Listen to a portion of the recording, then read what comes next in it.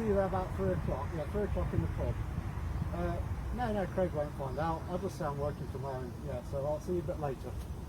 Oh, hello there. I'm Gregg Mayles, Creative Director at Rare, and I was just thinking about a question that Rare Gamer had sent in to us about what feature did you really want to see in a game, but it didn't quite make it.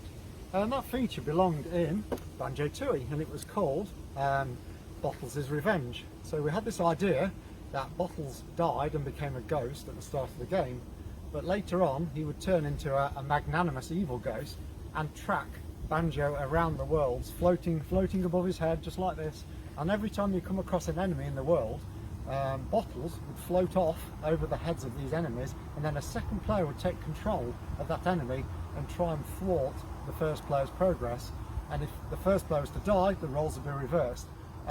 Unfortunately, after some early success with the simple guys, we ran into a few problems with the bosses whereby the second player controlling Devil Bottles was able to basically exploit all the patterns that the boss should have had to make it possible for the first player to actually be able to defeat the boss. So in the example of Old King Cole in Chuffy's furnace, rather than actually following a predictable pattern, the second player would just hide in the corner and the first player would actually be unable to finish the level.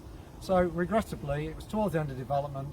We didn't have a lot of time to fix it, so we unfortunately had to get rid of the feature. But it did pop up in Perfect Dark as the countered operative mode. So a good idea, which we finally managed to get in the game, but just not the one that we intended. Okay, right. Yeah, okay, Mark, I'll see you in a bit then. Okay, bye.